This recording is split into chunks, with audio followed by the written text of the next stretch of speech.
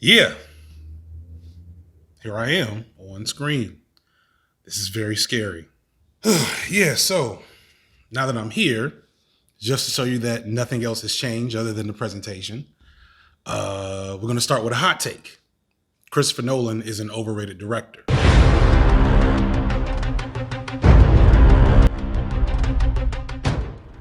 Now, this isn't to say that I don't like Christopher Nolan or his movies. That's not what overrated means. It's just to say that as a critic, as a critical thinker, or just a person who's paying attention to Nolan and his movies, you kind of notice that he has a comfort zone of sorts in pretty much all of his flicks. Pretty much all of his movies are about super serious, hyper-focused, stoic, and unemotional men with an extreme, almost psychotic dedication to their job. And yeah, that's nice, but variety, maybe, Chris. Which is why when the first trailer for Tenet dropped early last year, I was pretty damn excited. Nolan has a unique visual style. He's one of the few directors making original concept movies that aren't about comic book characters or based off books, at least now. It begs the question of how having a black person at the center of his lens might change up his formula a little bit. Would he be able to write the same stoic stock character that he's been doing for most of his movies up until now?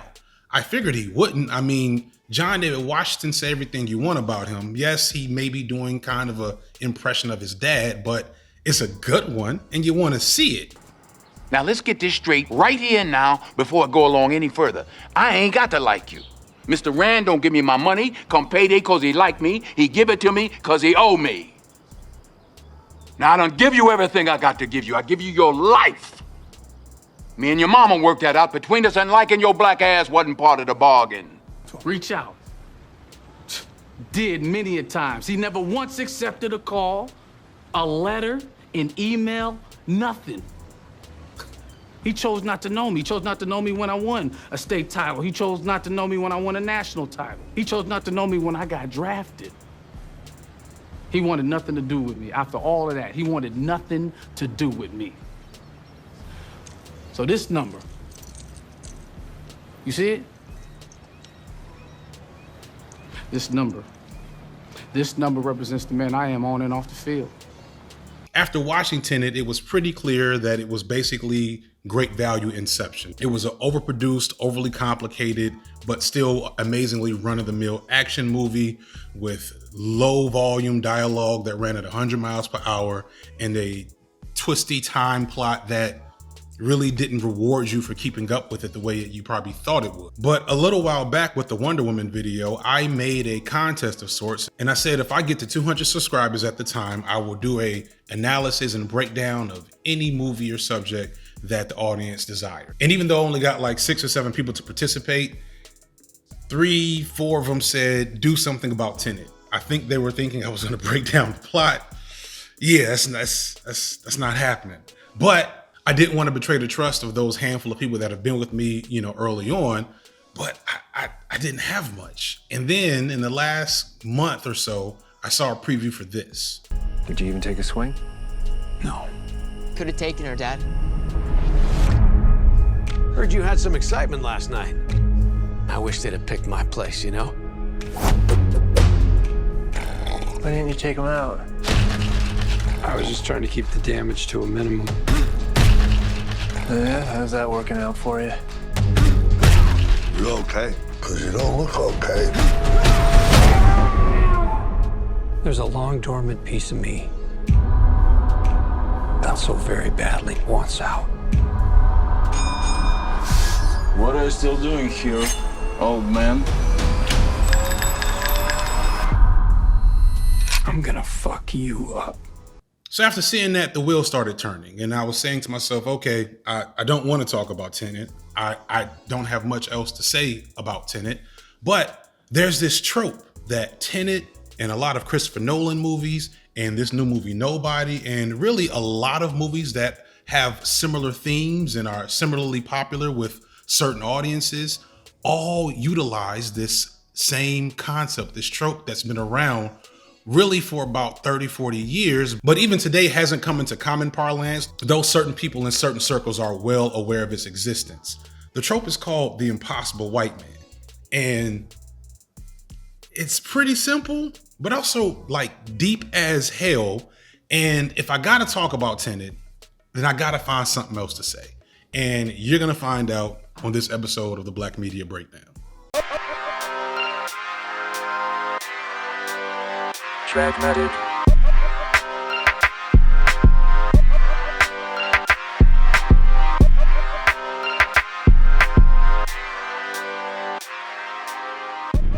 The Impossible White Man is a term that was coined by Black podcaster, The Black Guy Who Tips, whose podcast has been running, I feel like, for a little over a decade now. It's a popular podcast in Black media circles and Black nerd circles especially.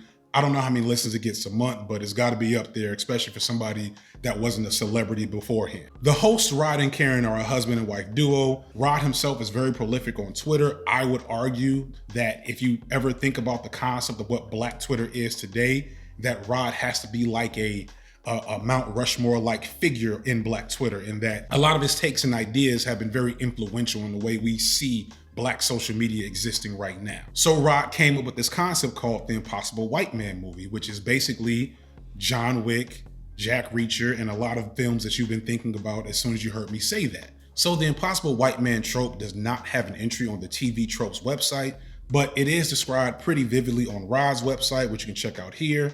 And I'm just gonna read the definition as follows. Number one, no superhero or comic book characters. This is important, I'll explain more later. 2, it must be an action film, no questions asked. 3, the protagonist cannot die in the end. Dying and being revived at any point is allowed. 4, despite the name, and this is important, the protagonists in said films do not have to be white or even male, just a human being with a vague set of skills, being a badass under situations that would mean death for the average citizen. Now, I'm happy to read that definition because I don't want people to think about the Impossible White Man as a racial sociological term.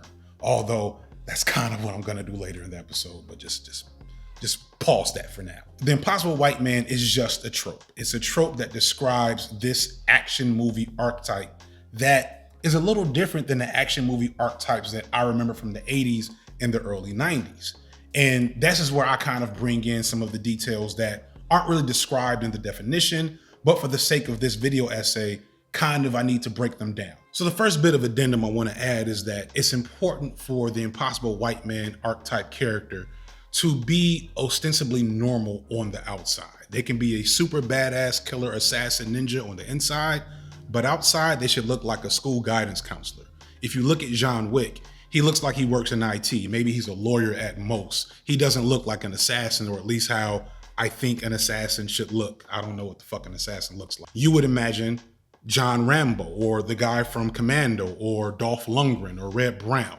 Those were the action movie characters of my childhood. But at a certain point in time, I would say the late 80s, and I'll get to it in a second, that started to switch. And that's where we start to get the origins of the Impossible White Man trope. And of course, in earlier times in the 60s and 70s, you still had action movies, and you had, James Bond and characters played by John Wayne and Clint Eastwood. And they kind of fit into the archetype, but I'm going to exclude them. One, because I'm not going back that far because I don't feel like it. But two, James Bond is basically a superhero. He's Nick Fury at this point. And John Wayne and Clint Eastwood, they're much closer to John Rambo and Arnold Schwarzenegger than they are John Wick. Those guys, for their time, were the classically masculine, larger, more manly presenting male archetypes that people in the audience were used to seeing in those type of action roles. What's important to keep in mind in terms of level setting as I talk about this trope is to recognize that the people that watch this movie have to see this character as attainable. It has to be somebody that they themselves could be or be like if they had the special skills or training or whatever it is. That's what connects to the audience. And that's a new and relatively significant thing. It's something that people like Sylvester Stallone noticed way back then. It was the first Batman movie, he told the Los Angeles Times. The action movies changed radically when it became possible to Velcro your muscles on. It was the beginning of a new era. The visual took over. The special effects became more important than the single person. That was the beginning of the end. And so, yeah, he's talking about Batman, and don't get me wrong, Batman did start a new era in movies, But number one, we've already excluded all superhero movies, so there's that. Number two, there's a movie that came out the year before Batman that has way more of an impact on the way action movies look today. Do you really think you have a chance against us, Mr. Cowboy? Yippee-ki-yay, motherfucker. Bruce Willis in Die Hard is the prototype upon which the current impossible white man trope is built upon. Every action star since John McClane is basically John McClane. And that's because Willis himself worked as this typical everyman, but put into this fantastical situation. And what people didn't realize at the time was that was really something that would resonate with action movie audiences, which are basically heterosexual white males ages 13 to 30 with a little bit of everybody else sprinkled in. And the crazy part is that Willis, as an actor in his early years, his main challenge was the fact that he didn't look like Arnold Schwarzenegger and Sylvester Stallone. He did not look the part of the action hero or the leading man. And so much of this is true. Bruce Willis has, bald and receding hairline pretty much from the first time we saw him. This picture of him with Sybil Shepherd shows he's maybe 5'8", 5'9", although he's listed at 6 feet tall, which, yeah, all right, bro. He has a thick East Coast accent, and he just looks more like a guy that will collect your garbage than the guy that's saving the world. But as I said before, that was just what people wanted to see. They didn't really want him in Moonlighting. They wanted somebody who was more of a leading man, but he got that role. And they didn't want him as John McClane either. And they went to all the more appropriate actors to play that role. They went to Mel Gibson, they went to Arnold Schwarzenegger, they went to Burt Reynolds, they went to Frank Sinatra, who was 70 for some reason. I think it was a contractual thing.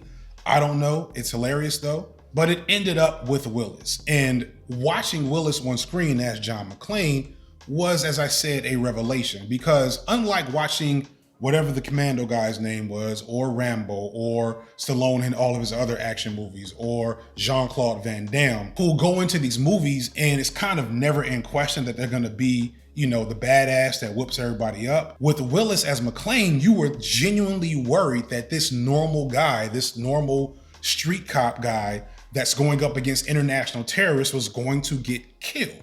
But you have me at a loss. You know my name, but who are you? Just another American who saw too many movies as a child. Another orphan of a bankrupt culture who thinks he's John Wayne, Rambo, Marshall Dillon. I was always kind of partial to Roy Rogers, actually.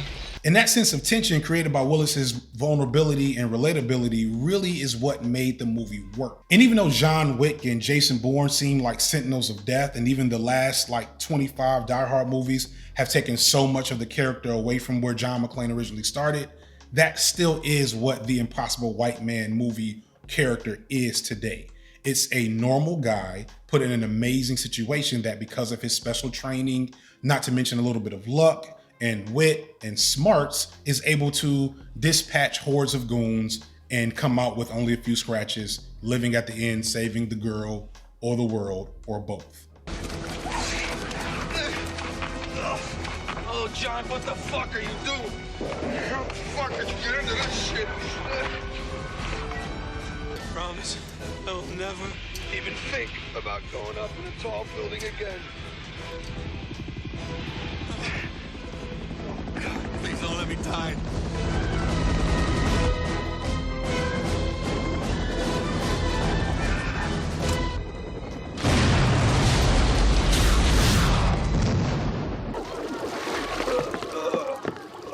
He's okay, folks. What McClane did was really tapping into American exceptionalism. This idea that if we as Americans, especially American men, adhere to this set of principles and rules about how we're supposed to act, that no challenge, especially a challenge from a bunch of foo-foo Europeans, could ever possibly stop us, that we're gonna keep going no matter what. And again, that audience, 13 to 30-year-olds, that's just what they wanted to see. They didn't know it yet, but they loved it. And it changed the game. And I'd argue that you even see this in recent attempts in the last decade to revive the more traditional action hero movies that have mostly failed. Sure, The Expendables had a run where it kind of worked, and those were good movies, but all these other revivals with Arnold Schwarzenegger and Sylvester Stallone have mostly failed. Jason Momoa has not managed to break out as an action star, and the only real new action star in the mold of those old 80s and early 90s stars is The Rock. But you have to think about the fact that number one, The Rock is just special, but most of his action roles are in and of themselves a parody of what the action movie star is supposed to be. And his earlier work completely is a parody of that. And what this basically gets at is that men over time have changed. That old image of the hulking He-Man with the muscles and smoking cigars and all the stuff that everybody loved in Mad Men that was so cool and retro, but like you have to remember that all those guys died of heart attacks before they turned 55. And like we know this, which is why nobody wants to be The Rock anymore. Like we like The Rock, it's really cool, but most men, if you say what their ideal body is, it's Jake Gyllenhaal. It's not Dwayne The Rock Johnson. They want to be more Steve Jobs. They want to be MacGyver. They want to be Bear Grylls. They want to be Anthony Bourdain. Nobody wants to be the guy that goes out there and literally gets killed, and if he doesn't, dies of a heart attack and depression by the time he turns 55. Although I swear there's people that really think that we've lost something. They say stuff like, men aren't manly anymore, men aren't masculine anymore, which is completely false. Masculinity is different today in 2021 than it was then. But the same roles that men want to play really have not changed. It just looks different than what we're used to. And this is why guys like Jack Reacher, John Wick, Jason Bourne, and a billion other guys from these straight-to-video streaming versions of these movies are the most popular archetypes and tropes of the character. But at the end of the day, it's still heterosexual men at the center of the story. So thus far, we've only been talking about impossible white men. But what is different? What changes, if anything, when the impossible white man is actually black or maybe even Asian or Latino? So I've already pointed out that John David Washington's character, as is written in the movie Tenet, is basically lifeless, and he has really no indication of being human, let alone black, from anything that happens in the movie. However, that's not the standard for how this trope usually works with black men. For the most part, black men who are at the center of an action movie are astutely aware of their blackness. If it's not completely a core factor of what the movie is, it's gonna get at least a handful of one-liners over the course of a film. Enough is enough! I have had it with these motherfucking snakes on this motherfucking plane! Everybody strap in! I'm about to open some fucking windows. One of my favorite examples of this is A Low Down Dirty Shame starring Keenen Ivory Wayans. This is one of those classic relics that just, well, number one, if you haven't seen it, understand it hasn't aged well. It's not horrible, but most of the things from the 90s wouldn't fly today, and just brace yourself for that before you watch it. In the movie, Keenen Ivory Wayans is kind of a revelation because up until this point, he was a comedic actor. Now he had the physical presence because he's a bigger guy to play an action movie character, but he was known for being a comedian. Wayans is probably lesser known now in comparison to his brothers Marlon, Sean, Damon, definitely his sister Kim. They need a movie. They need like I need to write that down. These because they're definitely getting their own video at some point in time. That's just too interesting of a story to not tell. In between one-line gags, Wayans is like dual wielding and jumping out of windows and just dispatching goons left and right. And Jada Pinkett's there too, and she's awesome, and she gets a couple of little action beats in, and it's just a fun ride through and through. And it's done in the same mold as old blaxploitation movies starring Richard Roundtree and Jim Brown.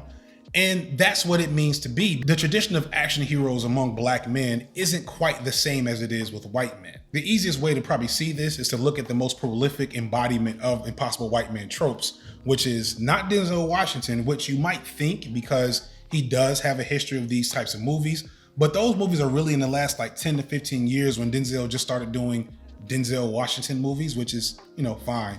But if you ask me, the king of the impossible white man trope among African Americans is Wesley Snipes. Charlie, you ever play roulette?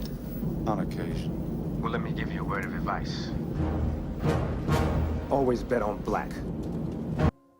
Wesley's complicated. Wesley, on one hand, doesn't get the credit for how amazing his career has been. He's been in a million movies. He's good in all of them. He actually has really good range as an actor. We really don't give Snipes credit for his range. He's played everything from the boxer action movie guy to romantic interest to even a cross-dresser riding through small town America. And he's done that really without flinching.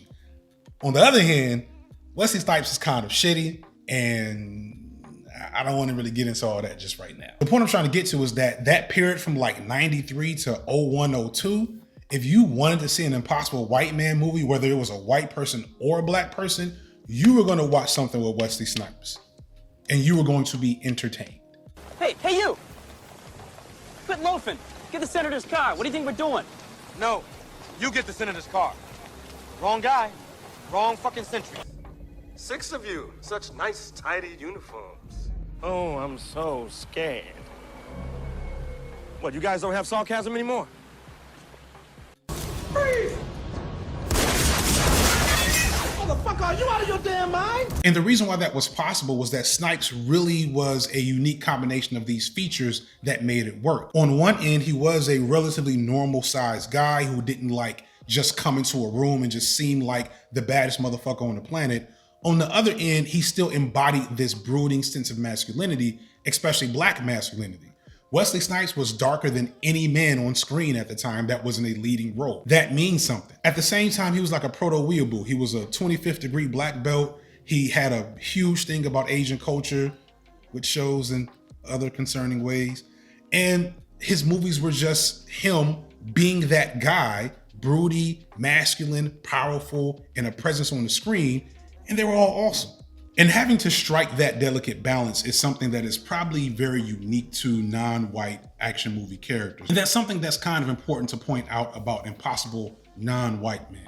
Even your Antonio Banderases and your Chow Yun-Fats, they still had to appeal to an idealized understanding of what masculinity is because they really didn't have a whiteness to kind of soothe out any ways in which it wasn't. And you see this in your other non-white characters. Denzel's movies, Snipes, Carl Weathers, even when Damon Wayans popped up as an action figure, they still had to have that. Like Don Cheadle never really got over as an action star. His action movies were good, but when you think about like Tom Cruise, who's literally 70 years old now and maybe 5'5", he is one of the most prolific action stars of all time because it's okay. Tom Cruise running, Tom Cruise doing his own stunts. He doesn't have to embody the same type of masculine role as a Wesley Snipes. It's not that it's not possible, it's just that the range of outcomes that we as viewers, especially the white viewers ages 13 to 30, are really just not used to and comfortable with seeing people of color on screen that don't fit into easily definable boxes.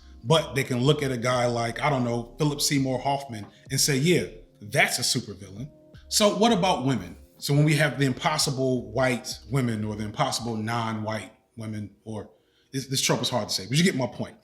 So with women, it's even more sparse than with black men. Of course, there are action stars who are female in action movies that are driven by female heroines, and it's a little bit different. So probably the first image that comes to mind is Angelina Jolie, whose unique look and like intense charisma on screen made it easy for her to pull this trope off. But Jolie also first gives us the big distinction between action female stars and action male stars who fit into this impossible white man trope, which is if you're a woman, you still have to be beautiful. So just like with action movies starring men in the 80s and early 90s, things change a lot between that time period for women and now. Number one, those movies are mostly exploitative. Like the women in those movies, they wore battle bikinis, if they wore anything at all. They were usually starring like former Playboy models wearing halter top shirts. And yeah, they got to shoot guns and beat up bad guys, but for the most part, again, because that audience, heterosexual males, 13 to 30, they didn't really want to see women in that role, but they did want to see women. And if you did happen to shoot a bad guy and kick some ass on the way, then that was cool, but you still had to fit nicely into my fantasy space. I will when I'm finished.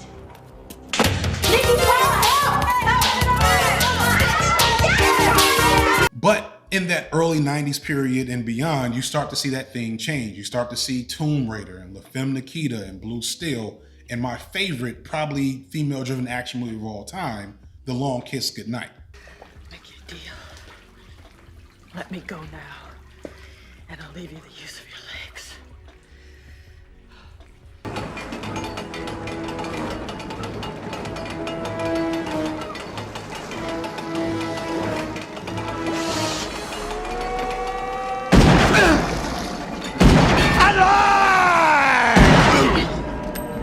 Much like Keenen Ivory Wayans, Gina Roberts in The Long Kiss Goodnight was an actress that maybe had like a physical presence because she was very tall, but really you did not see coming in this role, and it is fucking amazing. It is the antithesis of what action female heroines really were doing at the time, or at least in the time right before her. She's still sexual and sexualized, but they at least try to engage that with a little more depth than what you're used to. And she still manages to kick ass and take names and just do all the action hero things and survive at the end. Now, this doesn't mean that good old-fashioned exploitation and objectification wasn't happening in that movie or other action movies starring women, but it was at least slightly differently flavored objectification. As with the men, things have changed. They may not necessarily be better, but we have a different attitude towards what's okay and not okay to do with women on screen. The Me Too movement changed a lot of things, but even before then, I think people were just bored of that same old crap from a lot of female images in action movies.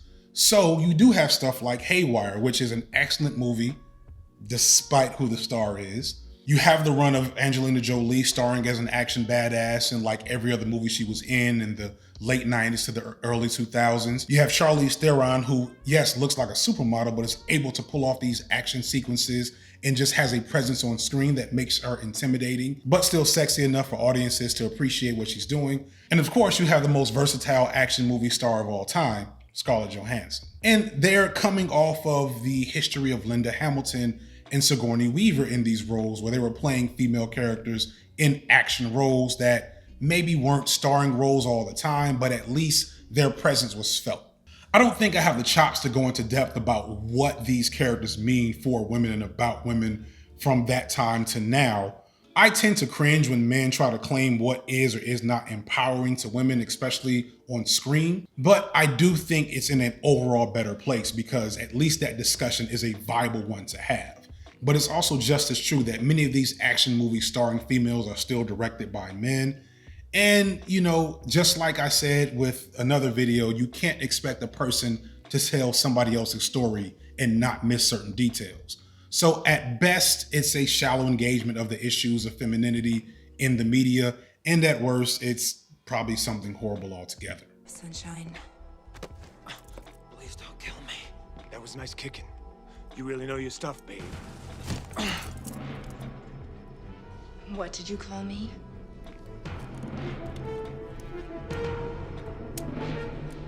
Don't call me babe.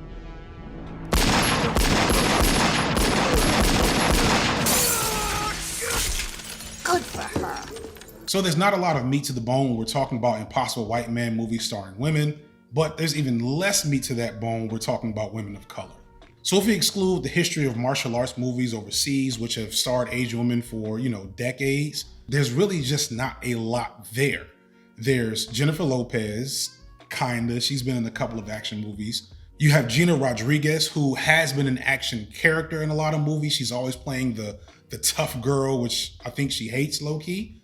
But she's never been in a starring role, and she only got a starring role as that character just a few years ago. There's Zoe Saldana, who has been an action heroine a couple of times on film. But if you ask me, the best action movie starring a Latino woman is Everly with Selma Hayek, which was an incredibly slept on movie that I don't know if anybody's watched it, but it's probably streaming somewhere. Please go watch it. It's amazing.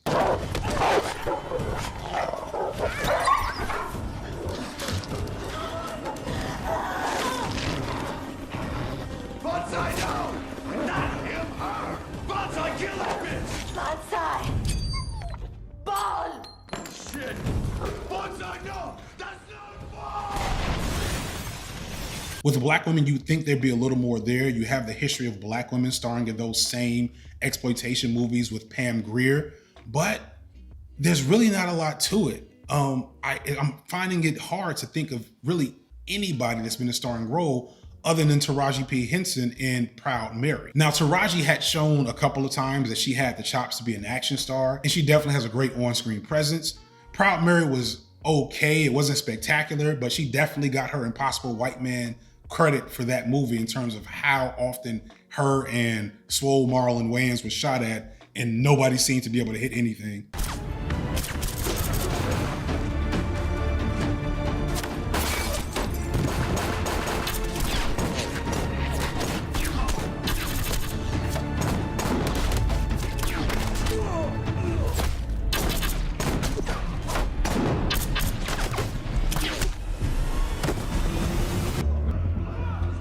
But the closest you get to an action movie starring a black woman is a movie where she's like being stalked by somebody and manages to whip his ass at some point in time in the movie.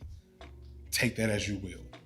The reality is that for women, it's already hard in Hollywood because producers and creators already think that the audience is me. They think it's men. And, you know, to an extent, they're right, but that doesn't mean that other stories can't be told. So those same barriers that are affecting white women are doubly affecting women of color. Even now, like Queen Latifah is starring in The Equalizer. And I have to be honest, I haven't watched a single episode. You probably haven't watched a single episode. I don't even know if it's on TV anymore because when I think action star, Queen Latifah doesn't come to mind, which is sad and ironic because if you want to know about the best action movie to ever star black women, the reality is that Hollywood believes that the audience most interested in this type of material is not African American and not female and not really any other race except for white. And I don't know if that's untrue. When you break down this trope, when you break down what audiences are getting from it and the underlying messages, you kind of can't disentangle it from a unique understanding of what whiteness is in America. The truth of the matter is that the audience that really, really likes these movies like them because they're isekais. Isekai is a Japanese word that means another world, and it's a common narrative trope used in anime and manga probably for the past 10 or so years, where a ostensibly normal character is taken to another world where he becomes basically God, and everybody wants to fuck him, and he has all the powers, and he saves the world, and it's, you know, fantasy is great. I love fantasy. I wouldn't be doing this right now or even know about this genre if I didn't like fantasy like the next guy. But it's a bit much, and you kind of start to get concerned when you think about why your fantasies are what they are. One of the more telling elements of this trope is how it has evolved over time, but not really.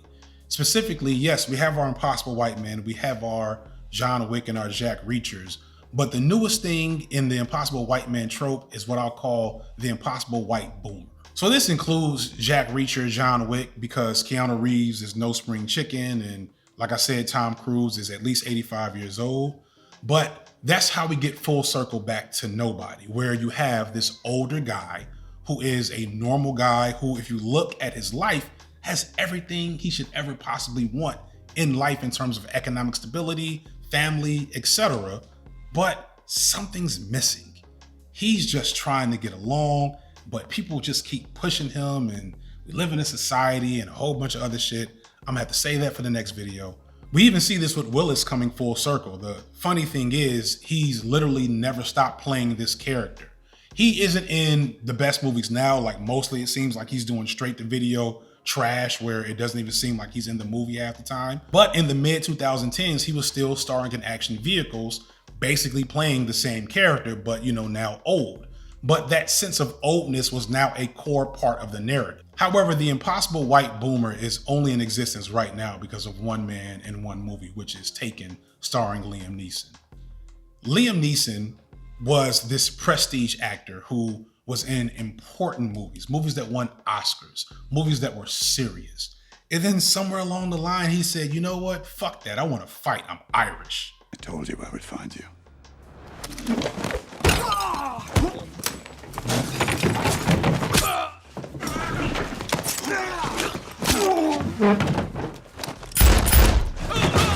And since Taken 1, 2, and 3, that's basically what it's been. Liam Neeson being Irish and fighting people in different situations. Liam Neeson fighting European sex traffickers. Liam Neeson fighting people on a plane. Liam Neeson fighting people in criminal underground. Liam Neeson fighting wolves, etc. And this is happening because that audience, that 13 to 30 audience, well, the people that were 13 in the late 80s and early 90s are now, like myself, in their 40s or pushing 40. And as a perfect example of showing how masculinity is not gone, it's just changed, they still want to see themselves in that centerpiece role of the man with the power and control, kicking all the ass, taking all the names, chewing none of the bubblegum. I have come here to chew bubblegum and kick ass. And I'm all out of bubblegum. White masculinity is a whole different creature altogether. I know I've talked a lot about black masculinity, and that's kind of easy for me, but what you find out as you read and research and really try to get into the topic is that we really don't know much about white masculinity as a thing. We know about it as a thing to resist against. We know about it as something to compare other things to show inequality. But in isolation, we kind of don't know what's going on there with the same nuance and understanding that we know these other topics. And this is how guys like Jordan Peterson get away with such bullshit, because he's really the only person of that level saying the things. Well, the only person that we know on YouTube, at least. And on some level, this is completely understandable because it's a topic that, I mean, it's not a sexy or attractive topic to get into. You kind of have to dig into some ugly areas to really understand it as a concept. And on the other end, it's not that deep, y'all. And this is kind of what I wanted to talk about this trope, because this trope really shows just how simple yet profound patriarchy and masculinity works and how it's presented to us on screen. But just because that image of masculinity has changed, it doesn't mean that it's better or, more importantly, healthier for not just white men in particular, but the rest of the world that is affected by their behavior. They still want to hold on to the idea that the mild-mannered covering of this new, outwardly less aggressive masculine performance still contains the same beast that it did 75 to 100 years ago. Even when the man is clearly unassuming, even when he's just a normal guy, even when he's fucking old, men still want to feel like men. And yeah, there's something to that, especially when we really start to think about exactly why do these movies speak to men in such a way? Like, have you ever thought about the fact that John Wick has killed like 200 people over a dog? Yeah, so this is long and the sun is going down, but we'll be back as soon as I can to kind of explain the kind of uglier side to this trope and what it's saying and possibly even doing to us as a society right now. That's all I got. I appreciate y'all sitting here and watching this. I don't know how long this is gonna be. This took super long for me to fucking record because I don't know how to do this part quite yet. Either way, I appreciate y'all spending time with me. Talk in the comments about your favorite action movies of yesteryear or your favorite ones that are going on right now. Either way, that's all I got, y'all. Peace.